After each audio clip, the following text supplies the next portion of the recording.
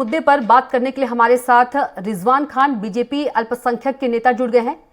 वहीं महराज वली कांग्रेस प्रवक्ता हैं, साथ ही अनिश मंजूरी पूर्व मंत्री सपा हैं। सबसे पहले सवाल भाजपा अल्पसंख्यक के नेता रिजवान खान आपसे। रिजवान जी, आवाज आ रही है आपको? जी बिल्कुल जी। रिजवान जी, भाजपा मुस्लिम वोटरों पर फोकस कर रही है, अच्छी बात है, लेकिन दूसरी ओर भाजपा के नेता मुस्लिम विरोधी बयान देते रहते हैं। ऐसे में एक मुस्लिम आप पर कैसे भरोसा करे?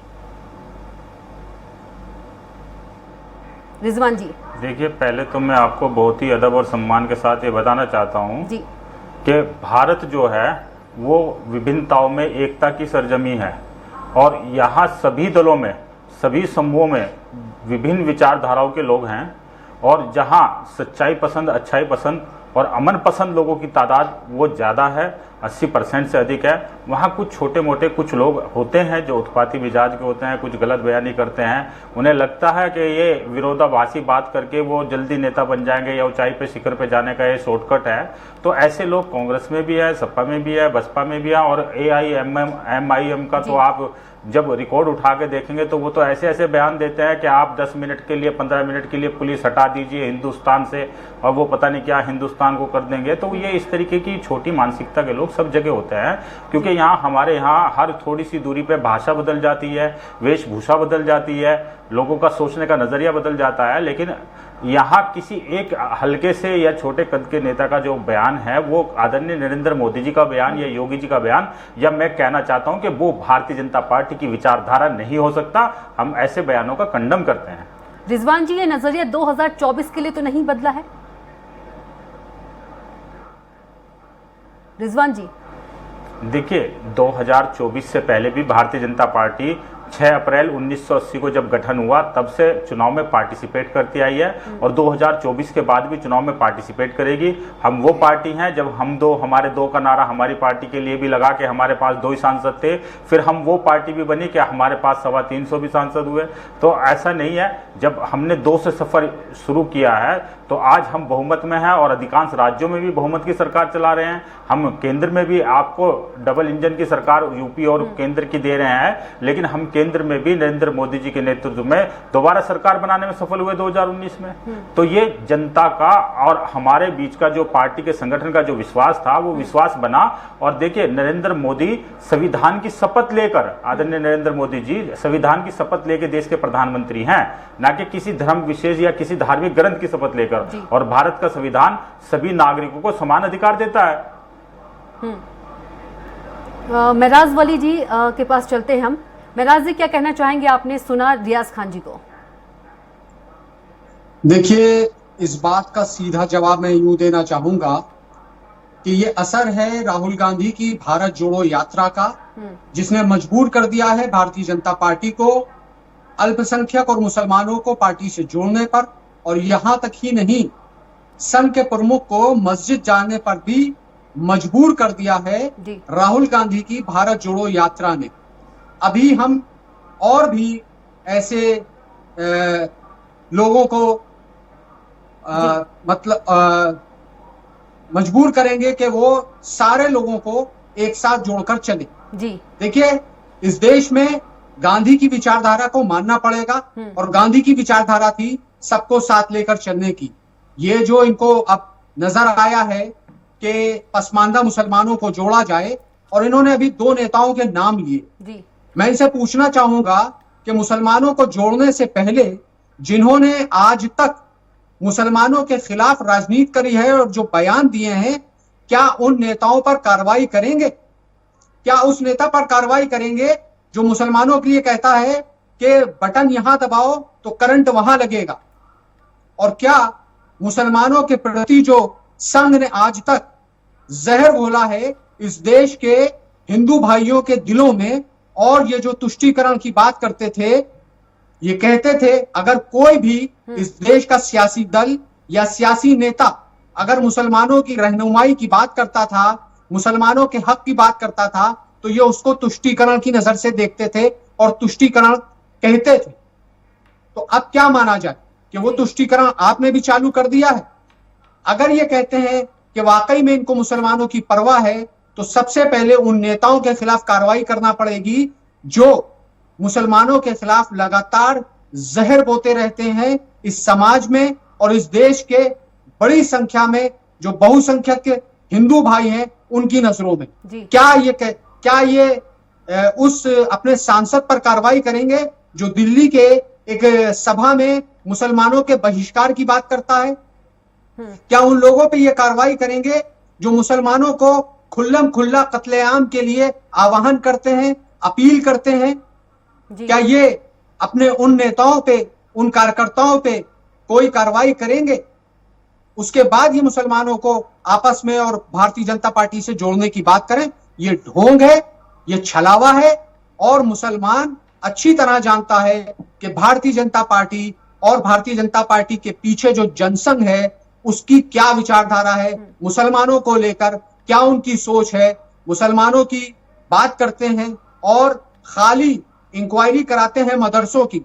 मदरसों के प्रति इन लोगों का क्या नजरिया है, इनके नेताओं की क्या सोच है, वो भी ये रिजवान साहब बखूबी जानते होंगे। मुझे तो बड़ी हैरत होती है रिजवान जैसे लोगों पर जो भारतीय जनता पार्टी का इतना छाती चौड़ी करके उसकी पैरवी करते हैं। अरे अगर आप में हिम्मत है तो जाके सवाल करिए अपने नेताओं से, जाके सवाल करिए, बताइए इनसे, पूछिए कि इन्होंने क्या कार्रवाई करी। जिस सांसद ने अभी चंद दिन पहले दिल्ली में आह्वान किया है कि मुसलमानों का बहिष्कार करो, आप में हिम्मत है बोलने की? आप क्या लेके जाएंगे मुसलमानों के बीच में? जी अनिल मंसूरी के पास भी चलते हैं, पूर्व मंत्री हैं सपा के। अनिल जी, आपने सुना, आपकी क्या राय है इस मुद्दे पर? अनीस जी माफ कीजिएगा, अनीस जी माफ कीजिएगा जी।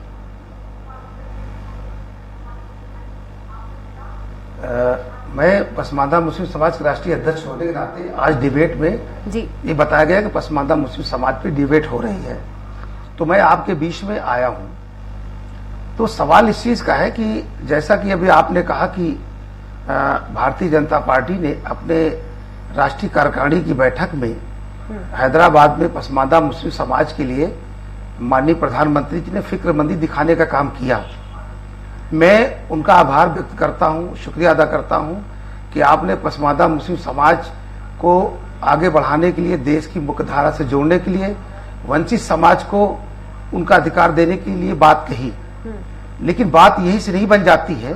बात कहने से मुसलमान इस बात पे विश्वास नहीं कर लेगा कि आप उनके लिए कुछ करने जा रहे हो, क्योंकि पसमानदा मुस्लिम समाज ये चाहता है कि अगर प्रधानमंत्री जी ने बात कही है उसके समाज के उत्थान के लिए, तो आज वो देश के प्रधानमंत्री हैं, उत्तर प्रदेश के साथ साथ कई राज्यों में उनकी सरकारें हैं और वो पसमानदा मुस्लिम समाज के लिए कार्य योजना बना करके लाभ पहुंचा सकते हैं। तो प्रधानमंत्री जी अगर सच में पसमानदा मुस्लिम समाज के हितैषी हैं तो उन्हें कार्य योजना बना करके लोकसभा 2024 चुनाव से पहले उन्हें एक बानगी के रूप में, मिसाल के रूप में एक दो काम बड़े मुस्लिम हक में करके दिखाने पड़ेंगे, तब कहीं जाकर मुस्लिम समाज आप पे विश्वास करना शुरू करेगा। अगर आप सोच रहे हैं कि भारतीय जनता पार्टी के चंद मुस्लिम चेहरों को आगे करके, पसमानदा बुद्धिजीवी की बात करके और मुसलमानों को वोट ले ले, तो ये बहुत दूर की बात होगी। और आज जो ये पसमानदा मुस्लिम समाज की जोड़ने की बात हुई, तो जो लोग पसमानदा मुस्लिम समाज के बीच में वर्षों से लगे हुए, 15 साल 16 साल से मैं काम कर रहा हूं राष्ट्रीय स्तर पे पसमानदा मुस्लिम समाज को जोड़ने के लिए, मेरा पूरा जीवन इसी में लगा। तो अगर सच में उनके लिए हित की बात करना चाहते हो तो हम लोगों से बात करना पड़ेगा कि आप बताइए पसमानदा मुस्लिम समाज के लिए हम क्या कर दें कि आपका समाज का उत्थान हो जाए। ये बात ना करके आप ये बात सीधे सीधे आपकी भारतीय जनता पार्टी के उन नेताओं को मुस्लिम समाज में जोड़ने के लगा दिया जिनकी समाज में मुसलमानों में कोई हैसियत नहीं है जी। अगर भारतीय जनता पार्टी के नेता मुसलमानों के बीच में चले जाए तो शायद मुसलमान उनकी कुछ बात मान लेगा, लेकिन अगर ये मुसलमान जो भारतीय जनता पार्टी में ये सरकारी मुसलमान है, ये सरकारी मुसलमान अगर चले जाए तो मुझे लगता है कि मोहल्ले में इनके लिए जूता और ईंट पत्थर जरूर बरसा दिया जाएगा।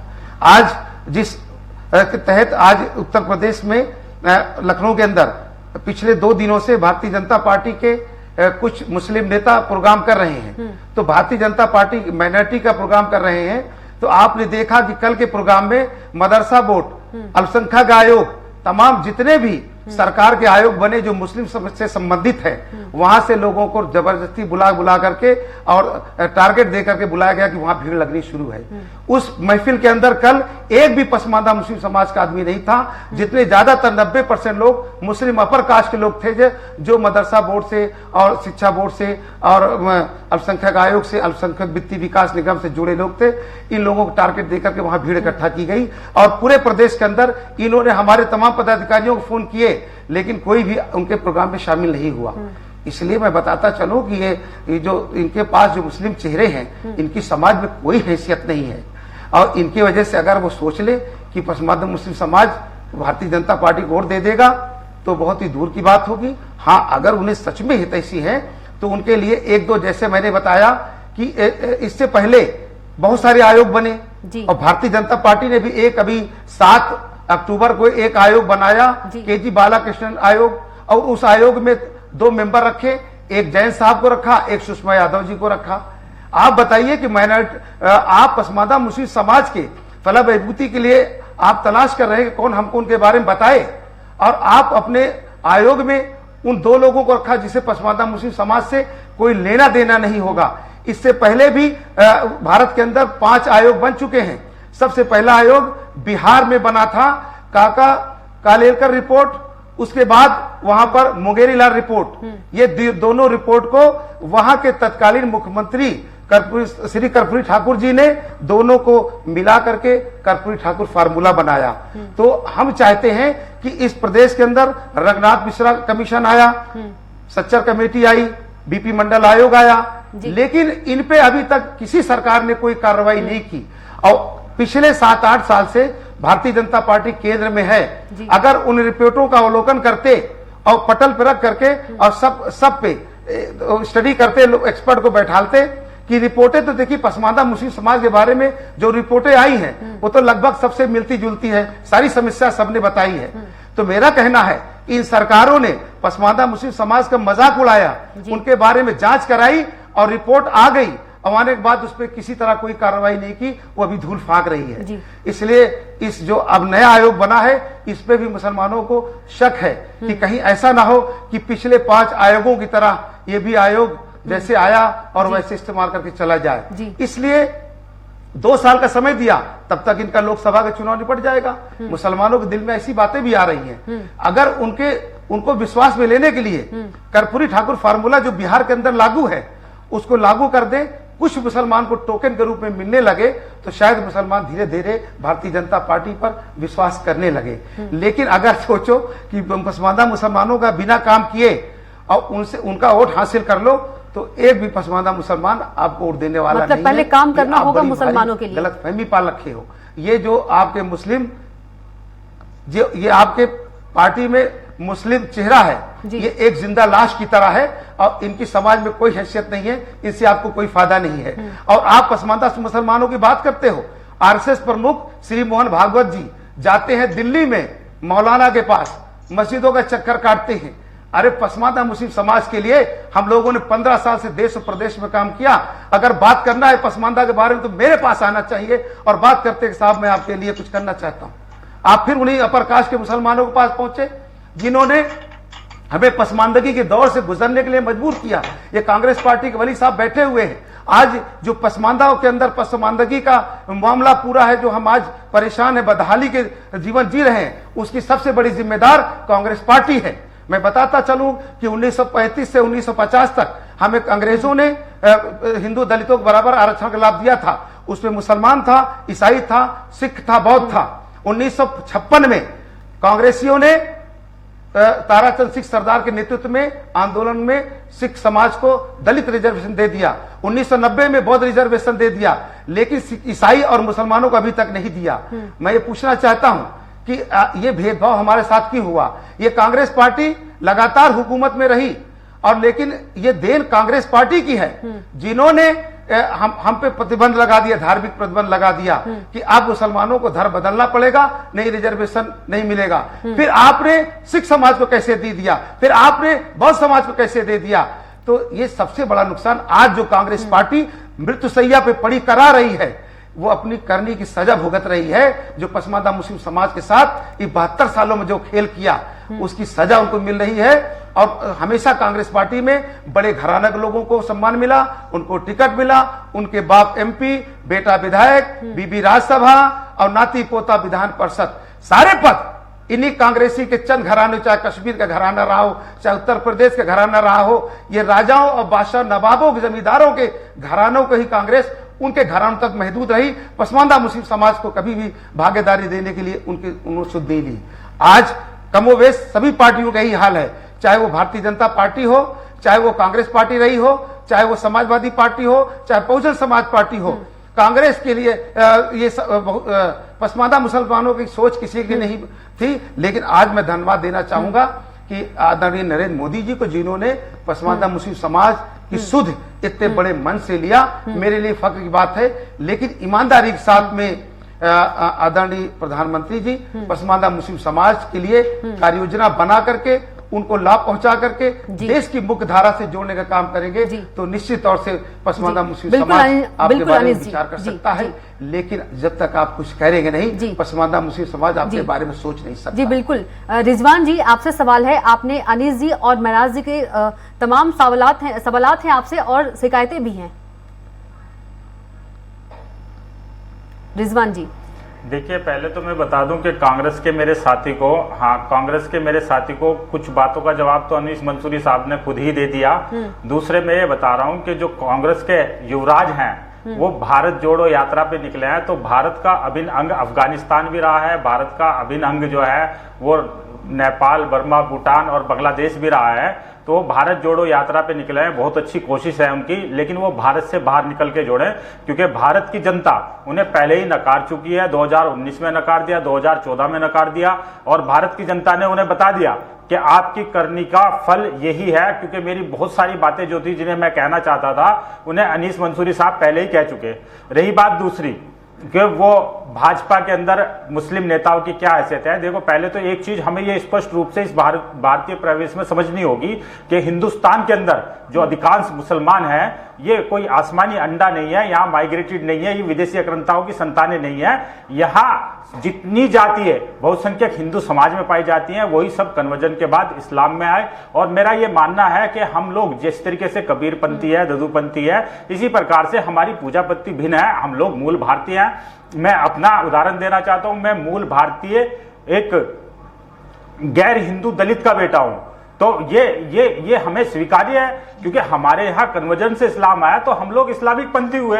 तो ये मुसलमान वोट नहीं देगा, मुसलमान ये नहीं करेगा, तो हम सऊदी में नहीं जा रहे हैं। जिस दिन सऊदी हमें नागरिकता देगा उस दिन हम डंके की चोट पे कहेंगे कि हम यहाँ के मुसलमान हैं, पक्के मुसलमान हैं। लेकिन यहाँ हम इस्लामिक पूजा पद्धति के अनुसार अपनी पूजा पद्धति करते हैं। सऊदी हमें मान्यता नहीं देता, वो हमें आज भी हिंदू और हिंदी ही बताता है। जब हम वहां हज करने भी जाते हैं तो हमारे पासपोर्ट की पहचान हिंदी और हिंदू से होती है। लेकिन हम क्योंकि इस्लामिक पंथ को मानते हैं, इस्लामिक पंथी है, तो भारतीय जनता पार्टी वो भारत की जनता की पार्टी है। और एक भारतीय जनता भारत की जनता नरेंद्र मोदी जी के नेतृत्व में नरेंद्र मोदी जी के साथ खड़ी है, योगी जी के साथ खड़ी है। और भारत की जनता ने मन बना लिया है कि वो भारतीय जनता पार्टी को लंबे समय सत्ता में रखने वाली है। मुसलमानों का 8% वोट मीडिया के अनुसार अभी इसमें विधानसभा 2022 में मिला, लेकिन गैर मीडिया नहीं, मेरी आप बात मुकम्मल होने दीजिए, आपने दोनों अपने वक्ताओं की बात पूरी होने दी है। तो गैर आंकड़ों के मुताबिक मैं बता रहा हूं, गैर मीडिया के आंकड़ों के मुताबिक कि कम से कम 16 या 17% मुस्लिम वोट,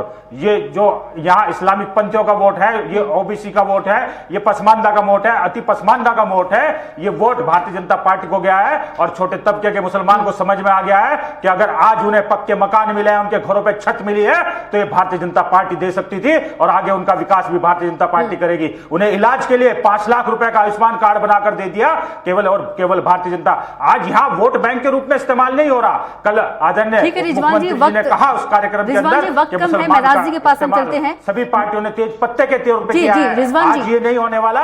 भारतीय जनता पार्टी का अल्पसंख्यक मोर्चा खड़ा हो गया है। वक्त कम है रिजवान जी, महराज जी के पास हम चलते हैं। महराज जी, भाजपा आपके वोट बैंक में सेंध मारने की कोशिश कर रही है, क्या कहेंगे आप, उनकी कोशिश कामयाब होगी?